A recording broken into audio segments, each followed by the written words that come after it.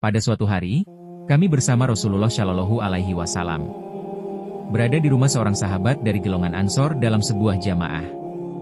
Tiba-tiba ada yang memanggil dari luar, "Wahai para penghuni rumah, apakah kalian mengizinkan aku masuk karena kalian membutuhkan aku?" Rasulullah Shallallahu Alaihi Wasallam bertanya kepada para sahabat, "Apakah kalian tahu siapa yang berseru itu?" Para sahabat menjawab, "Tentu Allah dan Rasul-Nya yang lebih mengetahui." Rasulullah Shallallahu Alaihi Wasallam bersabda, "Dia adalah iblis yang terkutuk. Semoga Allah Subhanahu wa Ta'ala senantiasa melaknatnya." Sayyidina Umar berkata, "Wahai Rasulullah, apakah engkau mengizinkan aku untuk membunuhnya?"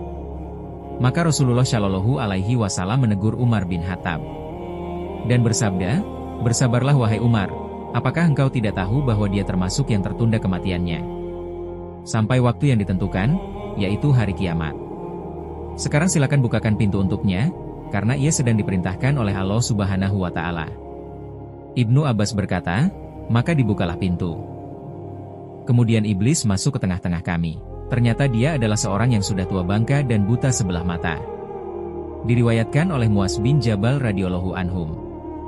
Dari Ibnu Abbas radhiyallahu anhum. Assalamualaikum warahmatullahi wabarakatuh. Syukur alhamdulillah kita bisa berjumpa lagi di channel Aris Panji.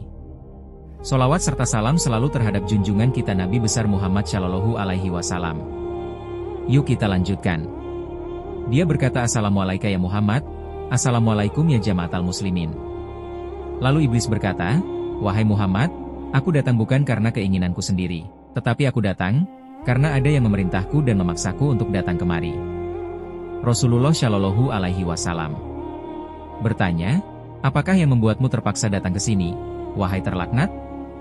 Maka iblis menjawab, "Aku didatangi oleh malaikat utusan Tuhan yang Maha Agung, dan dia berkata kepadaku, sesungguhnya Allah Subhanahu wa Ta'ala menyuruhmu untuk datang kepada Rasulullah Shallallahu Alaihi Wasallam dalam keadaan hina dan tunduk.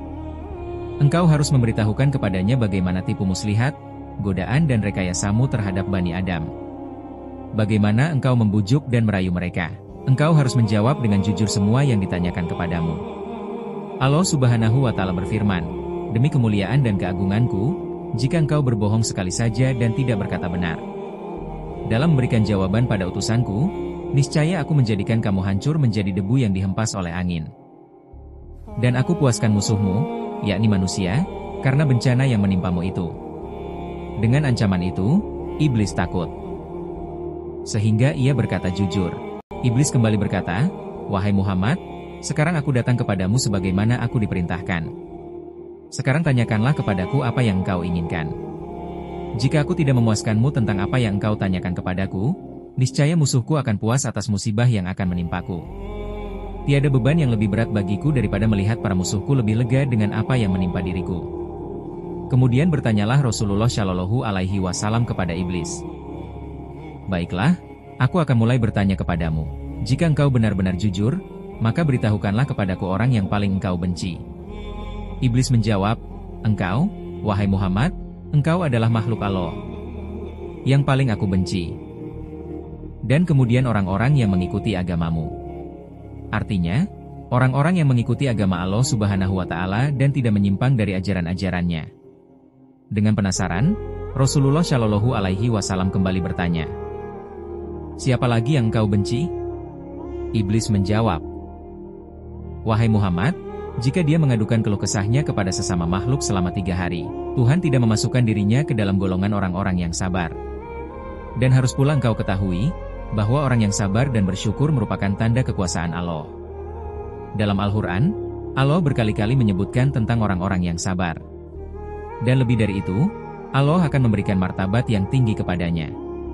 Sebagai bukti, tidakkah engkau ingat tentang Yusuf alaihi salam dengan kesabarannya, menjadi orang yang dimuliakan Allah Subhanahu wa Ta'ala? Dan aku pasti akan merusak kesabaran umatmu dengan tipuan-tipuanku, sehingga mereka tidak akan mendapat keberuntungan. Lalu siapa lagi?" tanya Rasulullah Shallallahu Alaihi Wasallam. Iblis menjawab, "Orang yang pandai bersyukur." "Bagaimana engkau tahu bahwa dia bersyukur?" tanya Rasulullah. Iblis menjawab, Jika aku melihat dia mengambil dan meletakkan sesuatu pada tempatnya yang halal, tidak tamak, qana'ah, yakni menerima apa adanya atas pemberian Allah Subhanahu wa Ta'ala, dan selalu bersedekah dari kelebihan yang dia miliki. Aku pasti menggoda orang seperti itu, agar dia tidak lagi bersyukur, dan aku akan menakutinya dengan kemiskinan, dan mengajaknya berbuat kejahatan. Rasulullah Shallallahu Alaihi Wasallam bertanya lagi, siapa lagi yang kamu benci? Iblis menjawab, anak muda yang takwa, yang menyerahkan jiwanya kepada Allah Subhanahu wa Ta'ala. Lalu siapa lagi? Tanya Rasulullah. Iblis menjawab, orang alim dan wara, yaitu menjaga diri dari syubhat. Lalu siapa lagi? Tanya Rasulullah. Iblis menjawab, orang miskin, ataupun orang fakir yang sabar, yang tidak menceritakan kefakirannya kepada orang lain, dan tidak mengadukan keluh kesahnya.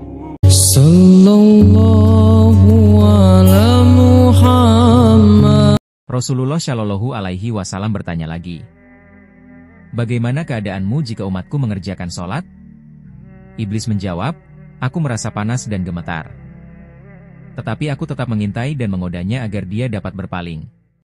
Mengapa sampai seperti itu, wahai makhluk Allah yang terlaknat? Tanya Rasulullah.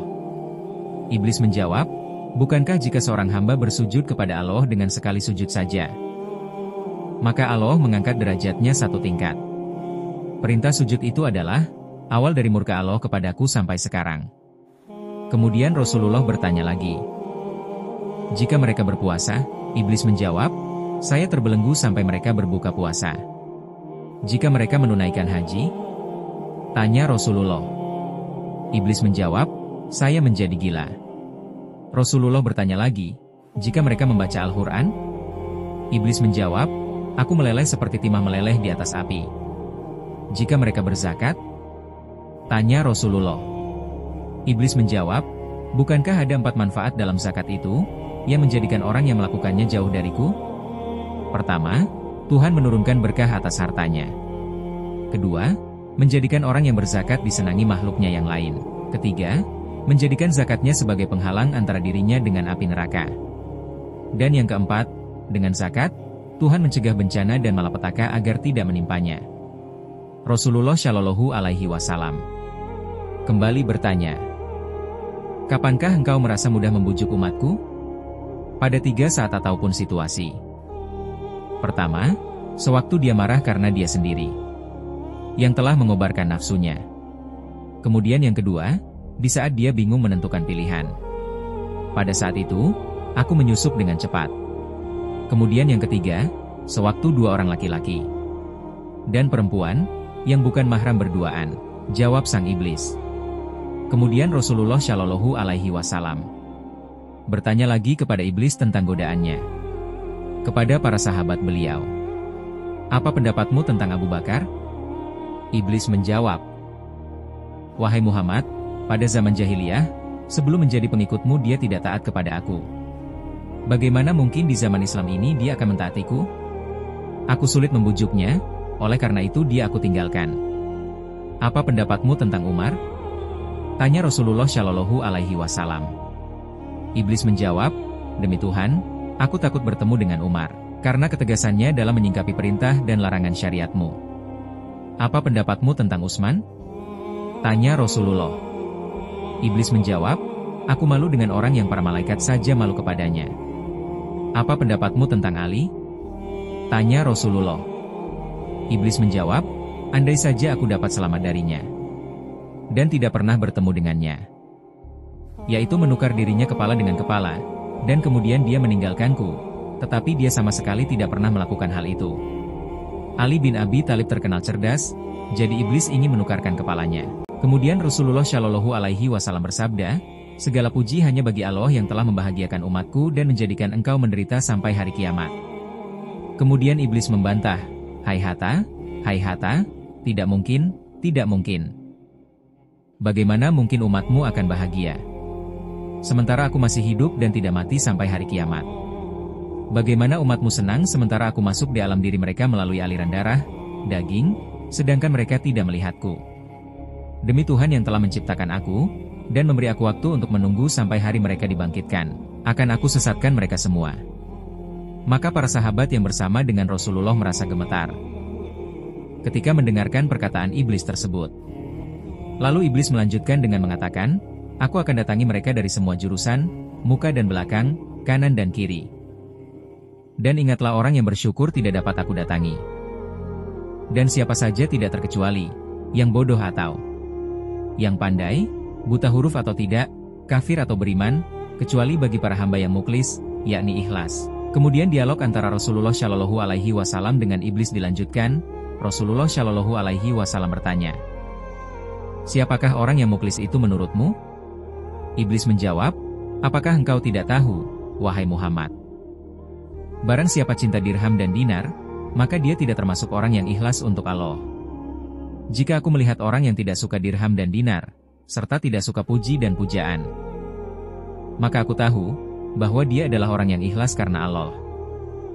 Oleh karena itu, aku tinggalkan dia. Sesungguhnya orang yang cinta harta, pujian, dan hatinya tergantung pada nasuh, ataupun syahwat dunia, dia lebih rakus dari orang yang aku jelaskan kepadamu. Wahai Muhammad, barang siapa yang mencintai kedudukan dan sombong, termasuk dosa besar. Wahai Muhammad, akulah yang memalingkan niat para pemimpin dari umatmu. Mula-mula mereka memikirkan umat, yaitu amanah. Tapi lama-kelamaan, mereka hanya memikirkan diri sendiri dan keluarganya. Sampai akhirnya mereka menjadi rakus, dan semua milik rakyat dikuasai. Dan itu semua adalah kepandaianku. Aku memiliki anak yang kuberi nama Atama. Ia akan kencing di telinga seorang hamba, ketika ia tidur meninggalkan sholat isya. Andai kata tidak karenanya, tentu ia tidak akan tidur terlebih dahulu sebelum menjalankan sholat. Aku juga punya anak yang kuberi nama Mutakadi. Apabila ada seorang hamba melakukan ketaatan ibadah dengan rahasia dan ingin menutupinya, maka anakku tersebut senantiasa membatalkannya. Dan dipamerkan di tengah-tengah manusia, sehingga semua manusia tahu. Akhirnya Allah Subhanahu wa Ta'ala membatalkan 99 dari 100 pahalanya, sehingga hanya tersisa 1 pahala. Sebab setiap ketaatan yang dilakukan secara rahasia akan diberi 100 pahala. Aku punya anak lagi yang bernama Kuhial. Ia bertugas mengusap picil mata semua orang yang sedang ada di majelis pengajian, dan ketika khatib sedang memberikan khutbah, sehingga mereka terkantuk dan akhirnya tidur, tidak dapat mendengarkan apa yang dibicarakan para ulama. Bagi mereka yang tertidur, tidak akan ditulis pahala sedikit pun untuk selamanya. Wahai Muhammad, sesungguhnya di antara umatmu, ada yang mengakhirkan sholat barang 1-2 jam. Setiap kali mau sholat, aku temani dia dan aku goda dia. Kemudian aku katakan kepadanya, masih ada waktu, sementara engkau sibuk. Sehingga dia mengakhirkan sholatnya dan mengerjakannya tidak pada waktunya. Maka Tuhan memukul wajahnya. Jika ia menang atasku, maka aku kirim satu syaitan yang membuatnya lupa waktu sholat. Jika ia menang atasku, aku tinggalkan dia sampai ketika mengerjakan sholat, aku katakan kepadanya, lihatlah kiri kanan, lalu ia menengok. Saat itu aku usap wajahnya dengan tanganku, dan aku cium antara kedua matanya. Dan aku katakan kepadanya, aku telah menyeru apa yang tidak baik selamanya. Bagaimana mungkin umatmu bahagia, sementara aku menyeru orang miskin untuk meninggalkan sholat. Aku katakan kepadanya, sholat tidak wajib atasmu, sholat hanya diwajibkan atas orang-orang yang mendapatkan nikmat dari Allah. Aku katakan kepada orang yang sakit, tinggalkanlah sholat, sebab ia tidak wajib atasmu, sholat hanya wajib atas orang yang sehat. Apakah engkau tidak tahu kisah seorang ahli ibadah, yang beribadah secara ikhlas selama 70 tahun? Sehingga orang yang sakit menjadi sehat berkat dakwahnya. Kemudian aku tidak pernah meninggalkannya sampai ia berzina, membunuh, berbohong, ingkar, dan akhirnya berteguk lutut dan bersujud kepadaku. Dialah yang disebut Allah di dalam Al-Quran. Bujukan orang-orang munafik itu adalah seperti bujukan setan ketika mereka berkata pada manusia, kafirlah engkau, maka tatkala manusia itu menjadi kafir, dia berkata, sesungguhnya aku berlepas diri dari kamu, karena sesungguhnya aku takut kepada Allah Tuhan semesta alam. Quran Surah Al-Hasyr ayat 16. Setelah menjelaskan kejujurannya, maka iblis pergi dari tempat perkumpulan Rasulullah Shallallahu Alaihi Wasallam dan para sahabat. Ibnu Abbas mengisahkan, setelah dia pergi, maka Rasulullah Shallallahu Alaihi Wasallam bersabda kepada kami, begitulah tipu muslihat iblis, barang siapa yang mengikutinya, maka neraka tempatnya kelak. Wallahu a'lam bishawab. Demikianlah semoga dengan mengetahui ini, kita sebagai umat Nabi Muhammad Shallallahu Alaihi Wasallam selalu membekali diri dengan keimanan, ketakwaan, dan melakukan amalan yang membuat iblis menjadi lemah.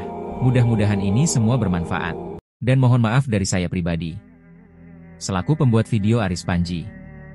Saya sendiri masih belajar menempatkan diri agar menjadi lebih baik dan terus belajar menjadi hamba yang taat kepada Allah Subhanahu wa Ta'ala dari segala perintahnya. Lebih dan kurangnya mohon dimaafkan. Yang benar datangnya dari Allah Subhanahu wa Ta'ala. Khilaf atau keliru itu datangnya dari saya pribadi sebagai manusia biasa. Sampai ketemu di kisah-kisah seru yang penuh makna selanjutnya. Saya akhirnya wassalamualaikum warahmatullahi wabarakatuh.